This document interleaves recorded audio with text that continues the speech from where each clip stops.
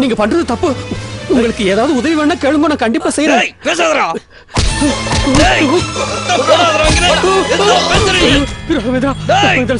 என்ன காப்பாத்துக்கோ. யாரங்க? என்னடா பண்றீங்க?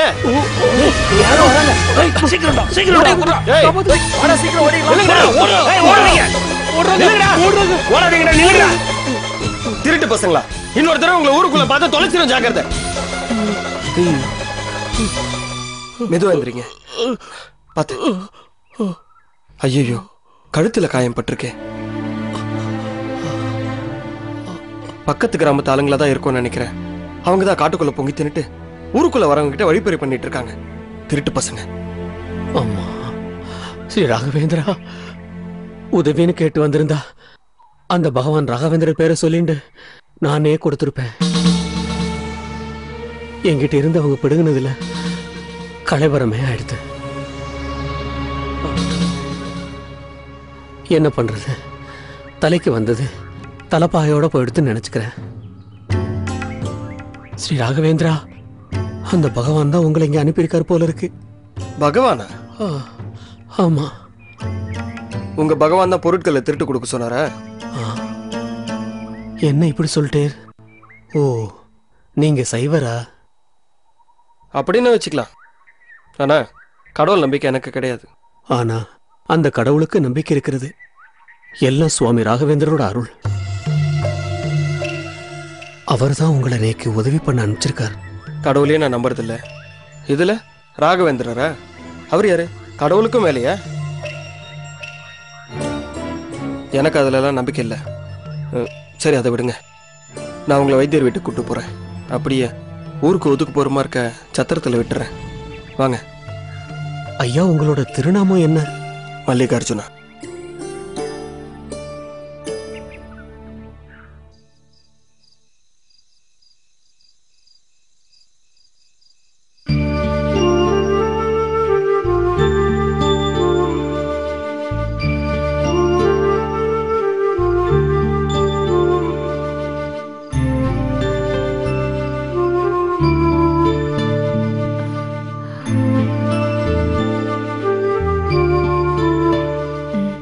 என்ன துர்கா, குழந்தைங்க தூங்கிட்டாங்களா? தூங்கிட்டாங்க. என்னாச்சு? ஏன் இவ்வளவு தாமதம்? வர வழியில ஒருத்தருக்கு அடிபட்டுருச்சு. அடிபட்டுருச்சா? என்னாச்சு? உங்களுக்கு ஒன்னும் ஆகலையே? இல்ல, ஆதோனில இருந்து காட்டு வழியா ஒருத்தர் வந்துட்டு இருந்தாரு. அப்போ அவரு 2 பேர் வழிமறிச்சு அவருடைய நகைகளை பிடுங்கி ஓடிட்டாங்க. அதுக்குள்ள அவரு கன்னத்திலையும் கழுத்துலையும் காயம் பட்டுடுச்சு. அதுக்கப்புறம் நான் அவரை காப்பாற்றி ஊருக்கு ஒதுக்கு போகிற மார்க்க சத்திரத்தில் விட்டுட்டு வந்தேன். இதே நம்ம பழைய நிலைமையில் இருந்திருந்தா அவரை வீட்டுக்கு கூட்டிகிட்டு வந்து வைத்தியம் பார்த்துருப்பேன். இப்போ நம்ம நிலைமை சரியில்லையே, பாவம் அவர். இப்போ ஒன்றும் இல்லையே? ஒன்றும் இல்லை.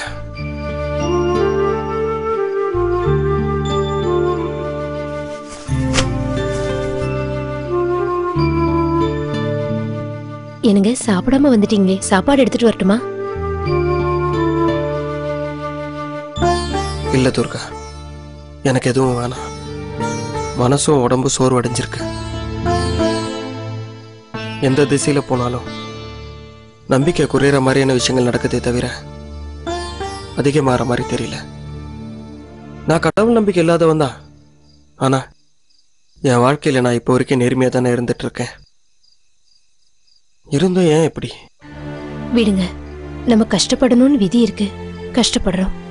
ஒரு நாள் என்னைக்கு இருந்தாலும் இந்த நிலைமை மாறும். பாப்போம்.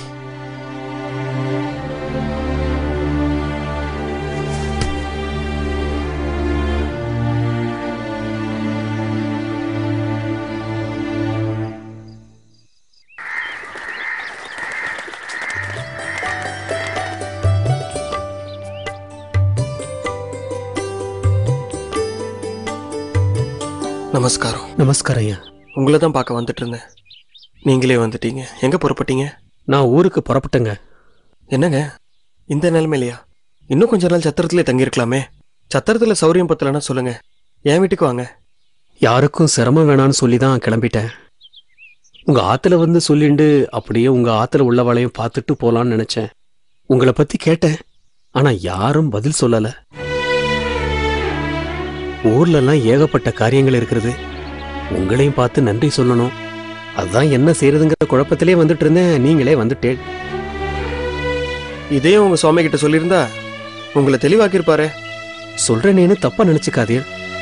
பகவான் மேல உங்களுக்கு அப்படி என்னதான் வெறுப்பு? அவர் உங்க வாழ்க்கையில அப்படி என்னதான் தப்பு பண்ணாரு? எதுவுமே பண்ணல. அதனாலதான் எனக்கு அவர் மேல நம்பிக்கை இல்லை. மனைவி, குழந்தைங்க, நல்ல குடும்பம், மிராஸ்தார் வாழ்க்கை தான் வாழ்ந்துட்டு இருந்தேன். கூத்து மேல இருந்த ஆசையில என்னுடைய எல்லா செல்வத்தையும் நான் தொலைச்சிட்டேன். கடன் வாங்கினவங்க எல்லாருமே ஒரு நாள் காணாம போயிட்டாங்க. நான் இப்ப ஏழை ஆயிட்டேன். என்னுடைய இந்த நிலைமைக்கு நான் மட்டுமே காரணம். மத்தவங்களை குறை சொல்றதையே பிழைப்பா இருக்கிறவங்களுக்கு மத்தியில தன்னை மட்டுமே நம்புற ஒருத்தர் நீங்க. உங்களுக்கும் உங்க குடும்பத்துக்கும் எந்த குறையும் இருக்காது. இனிமே திரும்பவும் பழைய நிலைமைக்கு வருவீங்க. நீங்க கவலைப்படாதீங்க. நன்றி சொல்ல வந்தேன்னு சொல்லிட்டு ஆருடன் சொல்லிட்டு இருக்கீங்க. உங்க பகவான் உங்களுக்கு புது திறமையை கொடுத்துட்டாரு போல இருக்கே. நான் சொல்ற விஷயத்துல இன்னைக்கு வேணா உங்களுக்கு நம்பிக்கை இல்லாம இருக்கலாம். ஆனா இப்ப இருக்கிற மாதிரி தான் நாளைக்கு இருக்குன்னு சொல்ல முடியாது. மனுஷா வாழ்க்கையே மாறிண்டு இருக்கிறதா. நீங்களும் மாறுவேள். நான் என்னைக்குமே மாற மாட்டேன். கடவுளையும் வணங்க மாட்டேன். நான் வணங்குற ராகவேந்திர சுவாமி மேல ஆன நீங்க சீக்கிரமே ராகவேந்திர சுவாமியை தேடி போய் வணங்குவேன். அது என்னைக்குமே நடக்காது. கடவுளுக்கு எனக்கு ரொம்ப தூரம். நம்பிக்கை தான் பகவானை வணங்குறதுக்கான ஆதாரம். தாய் காட்டுற தந்தைக்கு பின்னால எந்த நம்பிக்கை இருக்கிறதோ அந்த நம்பிக்கை தான் பகவான் மேல நாம வைக்கிறதோ. நீங்க சொல்றது நடந்தா பாப்போம். கடவுள்னு ஒருத்தர் இருந்தாதானே அந்த அதிசயம் நடக்கும். கண்டிப்பா அந்த அதிசயம் நடக்கும். ராகவேந்திர சுவாமி உங்களுக்கு நிச்சயமா பகவத் கிருபையை காட்டுவார்.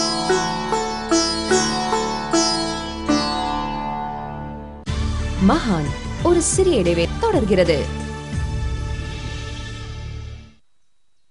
மல்லி, மல்லி,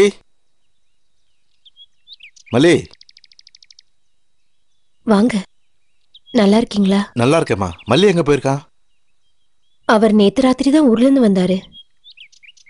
ஓ, இன்னைக்கு காலையில தான் வெளியில போனாரு. என்ன விஷயம் சொல்லுங்க. எங்க போறேன்னு ஏதாவது சொல்லிட்டு போனானா? என்கிட்ட ஒன்னும் சொல்லல. நேத்து தான் வந்திருக்கான். திரும்பவும் எங்க போயிருப்பான்? என்னடா கண்ணா, நல்லா இருக்கியா? நல்லா இருக்க மாமா. சாப்பிட்டியா?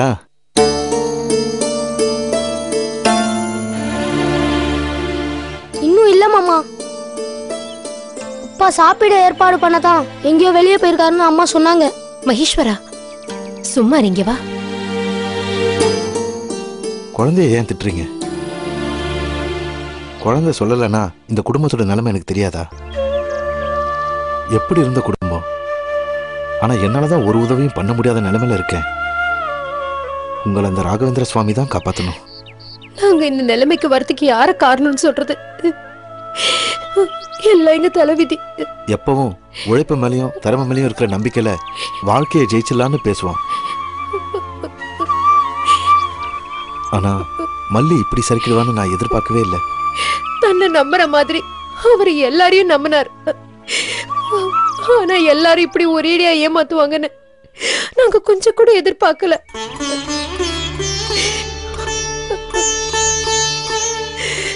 இந்த குழந்தைங்களுக்கு பசின்னா என்னன்னு தெரியாம இருந்தது. ஆனா இப்போ குழந்தைங்களுக்கு பசியை தவிர வேற ஒன்னும் தெரியறது இல்ல. எல்லாம் முடிச்சு போச்சு. இனிமே அதை பத்தி பேசி என்ன ஆக போகுது? இல்லம்மா, இனிமேதான் அதை பத்தி பேசி ஆகணும். ஒரு விஷயத்த மல்லிகார்ஜுனம் புரிஞ்சிக்கவே இல்லை. நாம எல்லாரும் மனுஷங்க தான். நம்மளை மீறி ஒரு சக்தி இருக்கு. அதுதான் தெய்வ சக்தி.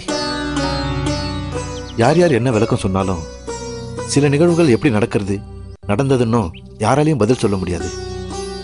இது எல்லாத்துக்குமே தெய்வ சக்தி தான் காரணம். ஆனா அதை எப்ப மல்லி புரிஞ்சுக்க போறான்னு தான் எனக்கு தெரியல. நமக்கு ஏற்பட்ட கஷ்டத்திலிருந்து விடுபட அந்த தெய்வத்திடமே சரணடைறது தான் ஒரே வழி. இனிமேலும் தாமதிக்காம பகவானை தேடி போறது தான் எல்லோருக்குமே நல்லது. நானும் வேண்டாத தெய்வம் இல்ல, ஆனா எந்த மாற்றமும் இல்லையே. நான் சொல்றதை கேளுங்க. நேத்து வரைக்கும் நடந்தது எல்லாமே போகட்டும். உங்களுக்கு சுவாமி ராகவேந்திரரை பத்தி தெரியுமா? அவரு ஜீவசமாதி அடைஞ்ச பிறகும் பிருந்தாவனத்துல இன்னும் ஜீவனோட இருக்கார். அவரை போய் ஒரு தடவை தரிசனம் பண்ணிட்டு வந்தா உங்க பிரச்சனை எல்லாம் தீர்ந்துடும். அவரை விட மனுஷங்க கஷ்டத்தை புரிஞ்சுக்கிட்டு அவங்களுக்கு ஆசீர்வாதம் அளிக்கிற ஒரு தெய்வம் இந்த உலகத்துல வேற யாருமே இல்லை. நானும் சுவாமி பத்தி கேள்விப்பட்டிருக்கேன், ஆனா அவருக்கு எப்படி புரிய வைக்கிறதுன்னு தெரியல. அந்த சுவாமிகளை பத்தி உங்களுக்கு தெரியுமா? அப்ப நீங்க தான் மல்லியை எப்படியாவது மாத்தி அவனை சுவாமியை தரிசிக்க சொல்லணும். நாளைக்கு நான் மந்திராலயம் போய் அந்த மகானை தரிசிக்கலான்னு இருக்கேன். எப்படியாவது நீங்க மல்லியை என் கூட அனுப்பி வைங்க. அப்புறம் எல்லாம் நல்லதே நடக்கும். அந்த மகானை மனப்பூர்வமா நம்புறவங்களை ஒருபோதும் கைவிட மாட்டார். இது என் மேல உறுதி. நீங்க தயவு செஞ்சு அவர் மனசை மாத்தி என் கூட அனுப்பி வைங்க. என்னதான் நான் எடுத்து சொன்னாலும் பக்திங்கிறது உணர்வு பூர்வமா தோன்ற வேண்டியது இல்லையா? உண்மைதான். ஆனா முதல்ல அதுக்குண்டான பயணத்தை நாம ஆரம்பிக்கணும். மத்தத பகவானே பார்த்துப்பார். நீங்க இவ்வளவு சொல்லும் போது நானும் என்னால ஆனது செய்யறேன். நம்பிக்கையோட முயற்சி பண்ணுங்க. அந்த பகவான் நிச்சயமா உங்களை கைவிட மாட்டார். அப்ப நான் வரமா? வாங்க. மல்லி வந்த உடனே அவங்கிட்ட இதை பத்தி நீங்க பேசுங்க. சரி. வரண்ட கண்ணா. சரிங்க மாமா.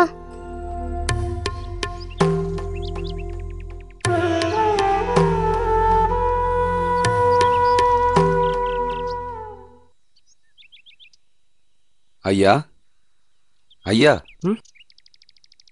என்னையா கூப்பிட்டீங்க? ஆமாங்க ஐயா. சொல்லுங்க. ஐயா, ஏன் சார்பா இந்த காணிக்கைய மந்திராலயத்துல சமர்ப்பணம் பண்ணணும். நான் எதுக்கு இது கொண்டு போய் கொடுக்கணும்? இல்லைங்க ஐயா, நான் கிளம்பும்போது எங்க அப்பாவுக்கு முடியல. இந்த நேரத்துல சுவாமிக்கு காணிக்கை செலுத்தணும்னு கிளம்பி வந்துட்டேன். ரொம்ப நாளா அவரோட ஜீவன் இழுத்துன்னு இருக்கு. அவரோட ஆத்மா சாந்தமா போய் சேரணும்னு விரும்புறேன். அதுக்கு தான் இந்த காணிக்கை. இதை நீங்களே கொண்டு போய் செலுத்தலாமே, என்கிட்ட ஏன் சொல்றீங்க? இல்ல, வர வழி முழுக்க ஏதோ அசம்பாவிதம் நடந்த மாதிரி மனசு பதறுது. இதே மனசோட சுவாமியை தரிசனம் பண்ணா நல்லா இருக்காது. அதுவும் இல்லாம நான் நினைச்ச மாதிரி வீட்டுல பெரியவங்களுக்கு ஏதாவது ஆயிடுத்துனா தீட்டாயிடும். அதனால தான் உங்களை கேட்குறேன். எத்தனை பேர் இருக்க, என்கிட்ட எதுக்கு வந்து சொல்றீங்க? எனக்கும் மாஞ்சாலத்துக்கு எந்த சம்பந்தமும் இல்லைங்க. அது என்னங்கிறது எனக்கு தெரியலை. இந்த ஊரை கடந்து போறப்போ நேக்கு ஏதோ மாதிரி இருந்தது. அதான் இங்கே யாரையாவது பார்த்து இந்த காணிக்கையை செலுத்த சொல்லி ஒப்படைக்கலான்னு நினைச்சேன். நான் வந்த உடனே உங்களை தான் முதல்ல பார்க்கறேன். வேற யார்கிட்டயும் இதுக்கு மேல போய் சொல்ல நேக்கு மனசு வரலை. உங்களை பார்த்தா அடிக்கடி பிரயாணம் பண்ற மாதிரி தெரியுது. நீங்க நினைக்கிற மாதிரி நான் பக்திமான் கிடையாது, கோயிலுக்கு போறவனும் இல்லைங்க. நீங்க இதை வேற யாருக்கிட்டயாவது சொல்லுங்க. நீங்க யார் என்னன்னு தெரியல. உங்களை வற்புறுத்துறதுக்கு மன்னிக்கணும். இது சுவாமி ராகவேந்திரருக்கு நான் செலுத்த வேண்டிய கடன். உங்க மூலமா சேரணும்னு இருக்கு. நீங்க தான் இதுக்கு ஒரு வழி காட்டணும். போக போற ஆத்மாவுக்கு புண்ணியத்தை தேடி கொடுங்க சுவாமி. ஐயா, தயவு செஞ்சு இதை பண்ணி கொடுங்க சுவாமி, பண்ணி கொடுங்க.